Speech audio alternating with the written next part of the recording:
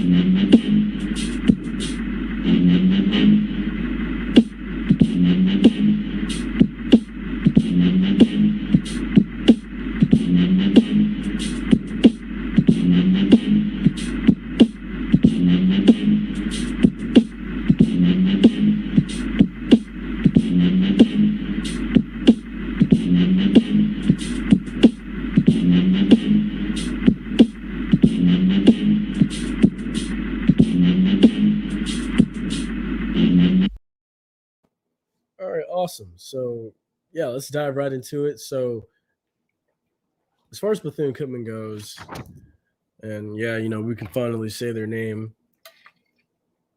since it's that week, I guess. The last week, they beat Grambling 31-14. They're the reason Broderick Fobbs, or they're the reason for Broderick Fobbs' final nail in the coffin that sent him up the river. A couple facts. They haven't lost a Florida Classic in 10 years. The rushing attack has carried them to victory the last 2 weeks. Quayshawn Bird and Jimmy Robinson III have been explosive. So if you want to win this game, those are the two guys you have to stop. They average 25 points per game to opponents 35. So I mean that kind of explains the whole 2-8 record. But the last two games they've been explosive, and that's something you got to account for.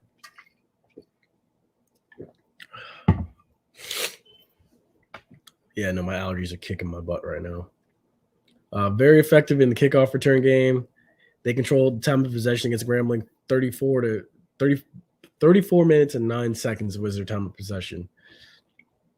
Devin Black and Shannon Patrick are both their two-headed monster quarterback. As you know, honestly, for as long as I've been coming to this game, I always remember Bethune Cookman bringing two quarterbacks into this game, and you see both of them. One year they brought three. But honestly, I mean, expect to see both. Devin Black got the start last week. He played the whole game. Shannon Patrick, who's the University of Arkansas Pine Bluff transfer, didn't play. They are a run first team. So that's something to keep an eye on. They are a run first team. They caught fire the last 2 weeks. Last week, 163 yards for passing, 224 yards rushing. You know the bread and butter. They currently sit at 11th in the SWAC. That doesn't mean a thing. Because look, you may sit at the bottom, but the fact that they've won these last two gives them momentum coming into this tomorrow. And that's where FAMU has to, quote unquote, kill the mosquito with a sledgehammer or kill the ant with a boot, point blank. Like, you can't let this team hang around. You have to start fast. You have to start aggressively. You got to take them out of the game early. Take the band out of it early. You do that, you'll be okay.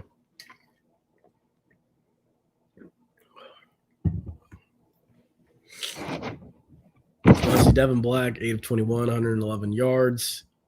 Jimmy Robinson, the third. And it seems like they always have a Jimmy Robinson for some reason. 15 carries, 98 yards, 3 touchdowns.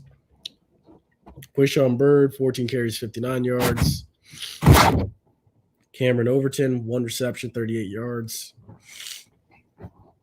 Tight end Kamari Everett, 3 receptions, 34 yards. Linebacker Ontario Johnson, who seems like he's been there forever. 9 total tackles, 7 solo, 2 assists. And then also, too, the defensive back to watch, Caleb Sutherland. 6 total tackles, 3 solo, 2 assists, 1 interception last week. So it's a pretty respectable team, honestly. But it's very obvious they love to run the ball first. When you got 2 guys that have basically 29 carries between the 2 of them like that, and your quarterback only threw it 21 times, they only completed 8 passes, they're going to get away from the passing game. They're going to. That's something that I would expect to see tomorrow. So here comes the questions now. Why should we all expect them to come out swinging with all their might? Point blank, they got a 2-8 record, 2-game winning streak. They've won the last 9.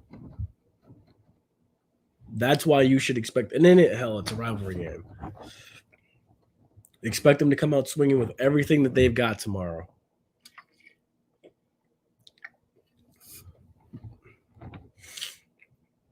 Is the kick or punt return game their best chance of victory? I would say so. Yes. It definitely is.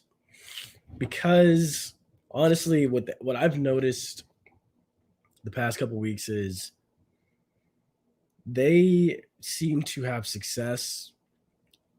And it's been like this the past couple years. They seem to have success when they are able to break kickoff returns.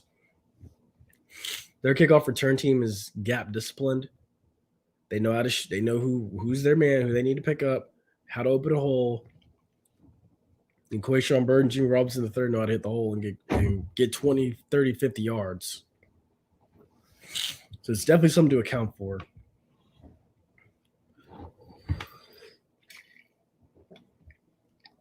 Also, too, how do they manage to run the ball? Because, look, you're running the ball against one of the best defense in the FCS, as stats now show.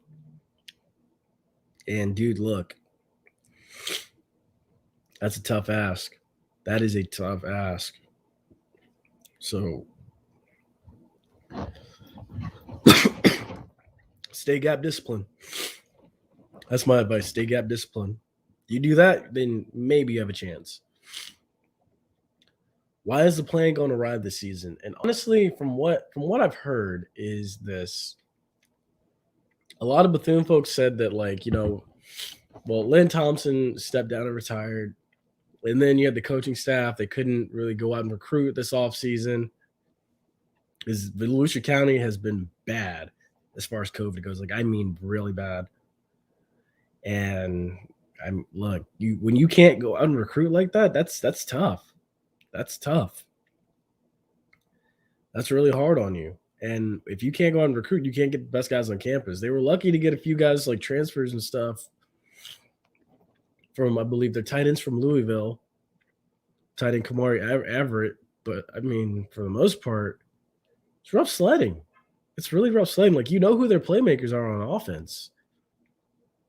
They got 3 true playmakers. Whereas before, they had 4, 5, 6 guys. So, it's ripe for the picking now. Why is it critical to get the rushing attack going? Well, look, it's critical because if you can't run the ball, I don't trust either of these quarterbacks passing against this secondary. This is one of the best secondaries in the FCS. And it's full of Power 5 transfers. Lovey Jenkins, Marquise Bell, God, the list goes. Antoine Collier. Look, that's tough.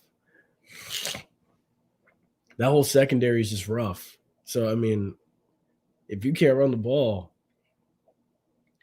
and honestly, I don't think what's worked in years past is them hitting the underneath routes and stuff, like the little comebacks and drags and stuff. I don't think that's going to work this time. Because guys like, and regardless of what some of you may say, guys like Courtney Cox and BJ Bowler, they know how to come up and tackle. They do a good job. And they've gotten progressively better as the season has worn on, much like the quarterback.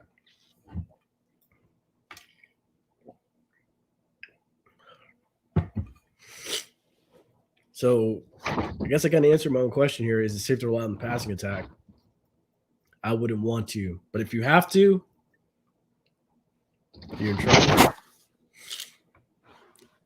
And now for Florida A&M.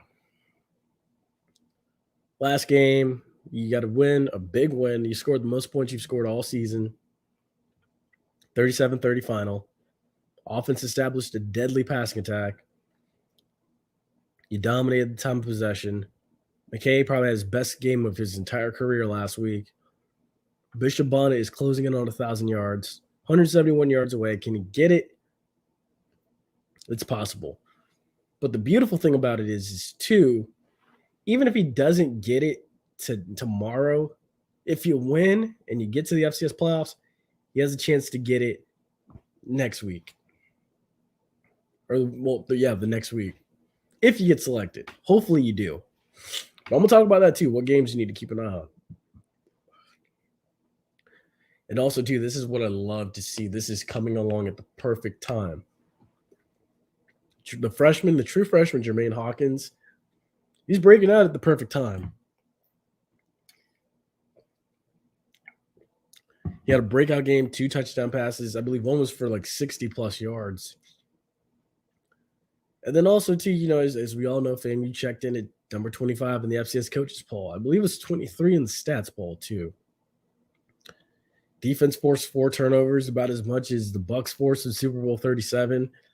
They made Skylar Perry look like Rich Gannon. For those of you that saw Super Bowl 37, you will get that. But had 570 yards of total offense, 178 yards rushing, 392 yards passing. Defense held Pine Bluff to 13 yards. Very, very outstanding. And they're still alive for a potential FCS playoff bid. Now, as I say that,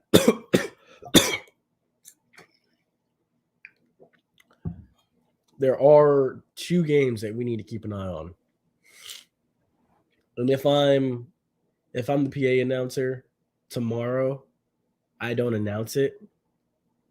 But the 2 games you do need to keep an eye on tomorrow is definitely, as it goes across the bottom of the screen, Mercer and East Tennessee, and then also to that Chattanooga Citadel game.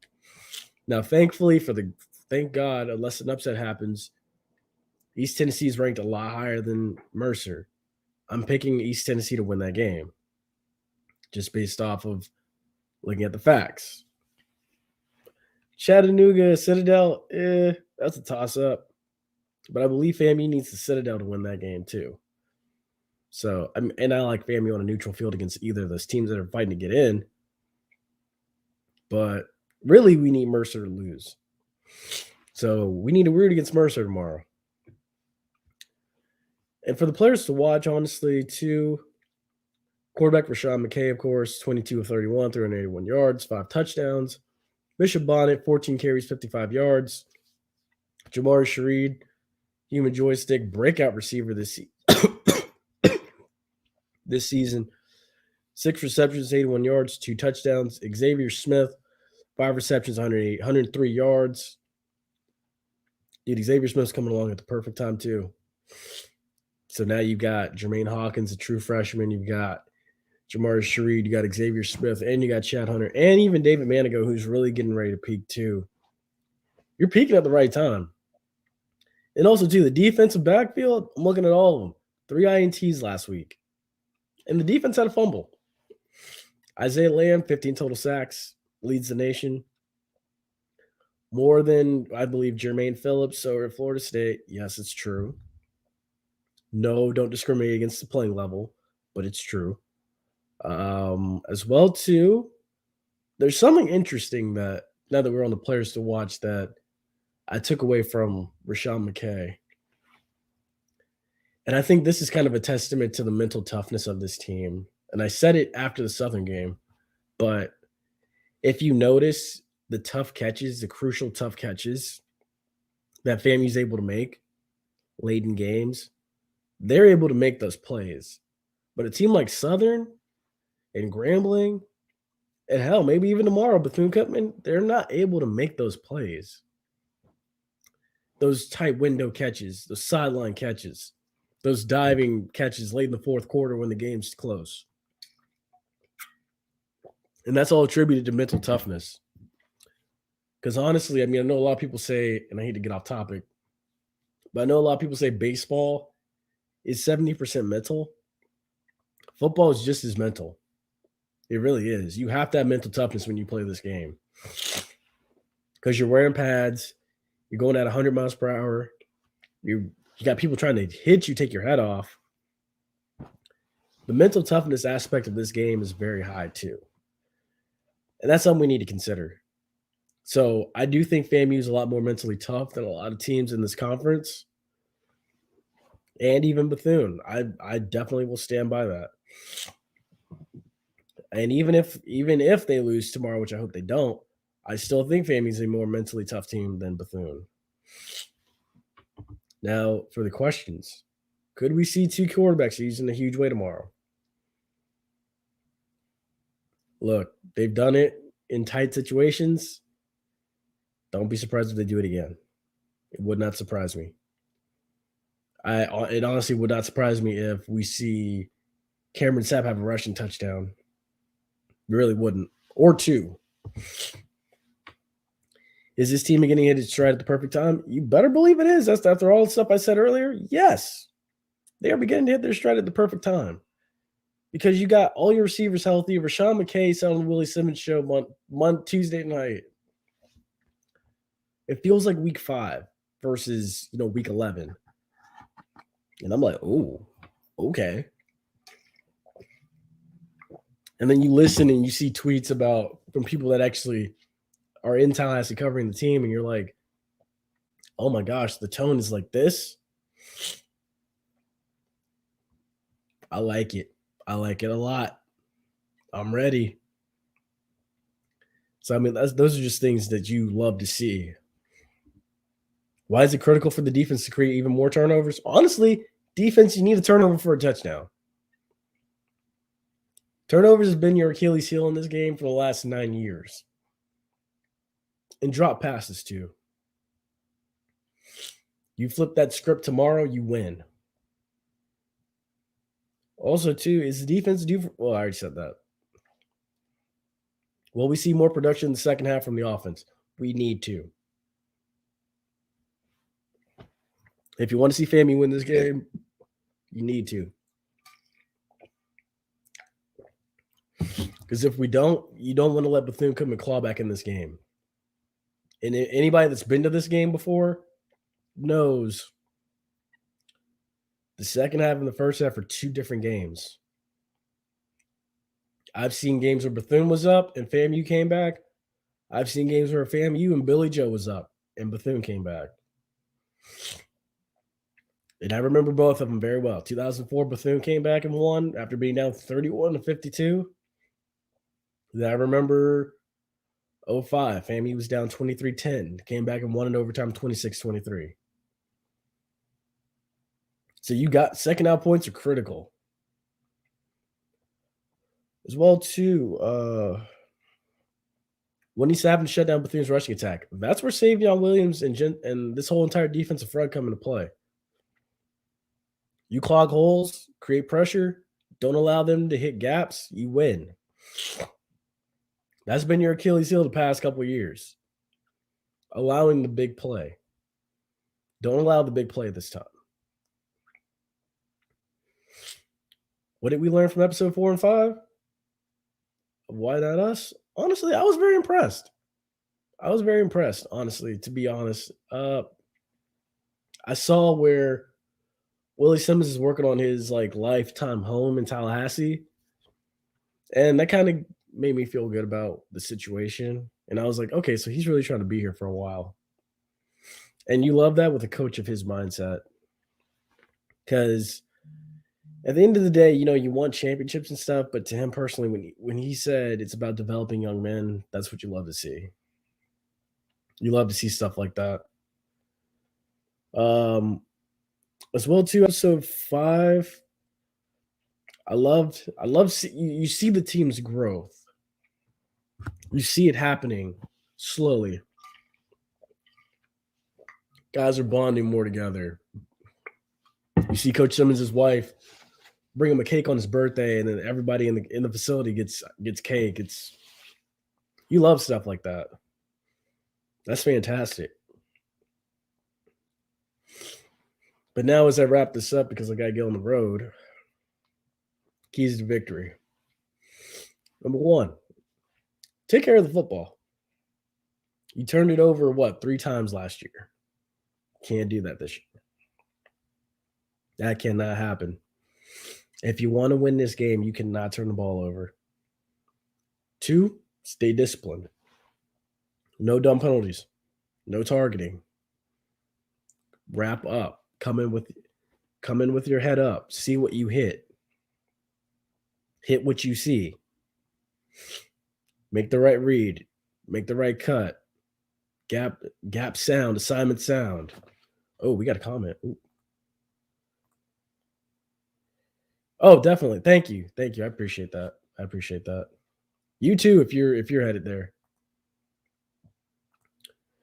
But yeah, and then also too, special teams, because look, I know we all point to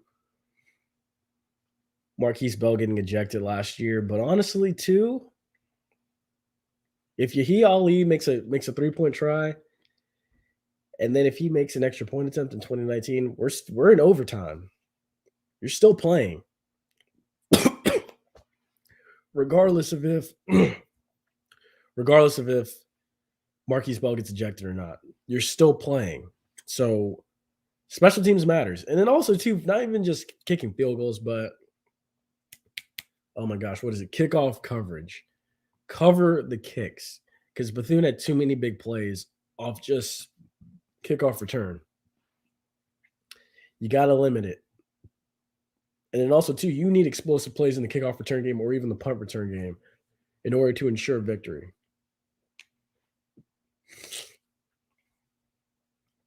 And with that, I give you my final.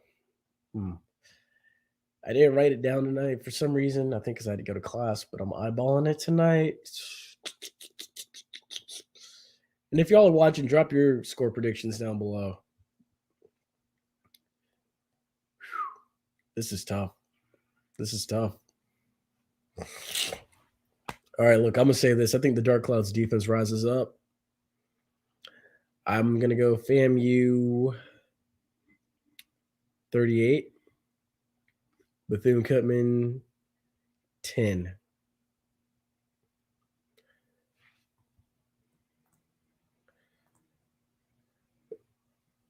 That's about right. That's about spot on like what I'm thinking right now. Because I said FAMU 35, Bethune Cookman 10. Or no, you say FAMU 35, Bethune Cookman 10. I'm thinking 38-10. We're off by a field goal, but we're thinking the same thing. So I got you. I know what you mean. But that's going to do it for me, unless if you got any questions. Speak now or forever hold your peace. We'll be back after the day after the game. We'll be back and we'll be talking about it. Hopefully by then, FAMU is in the playoffs. If for some reason I might as well say this now. If for some reason FAMU gets gypped and they don't get in, look, it was a hell of a season. I enjoy doing this. I expect to still be doing this next weekend during Thanksgiving weekend. But if they don't, how do I expect McKay to play? Dude, honestly, I expect him to let him go out and fling it, depending on what the weather looks like. Because honestly, now you can trust him to just let him rip it. He can't let the moment be too big for him. But I do say if the weather is if the weather persists and is what you expect it to be, 'cause I know it's supposed to rain and then let up about like 3 o'clock when the game starts. If the weather permits, let him rip it. If not, you have a running game you can rely on. But I do expect him to play well. I expect him to go higher, or not higher, but be the best version of himself to win this game. So I'm gonna go with that. But yeah, if this was the last one, this has been fun. I've enjoyed this. Ace has enjoyed this too. Flash, all of us, we've enjoyed doing these things. If this is the last one, I don't think it will be. I hope it's not. I'm expecting to do this next Saturday too for a playoff game. But hey, look, that's my final for tonight. FAMU 38, Bethune Cookman 10. I think FAMU snaps the streak tomorrow. So y'all stay safe, stay blessed. If you're in Orlando now or you're heading to Orlando, or if you're coming over from Daytona or from Tallahassee or Tampa, wherever, be safe on the road. I-4 is a very dangerous highway. So be safe. But that's going to do it for me. Y'all stay safe, stay blessed. Make sure you like, share, and subscribe to everything. We will see you on Sunday.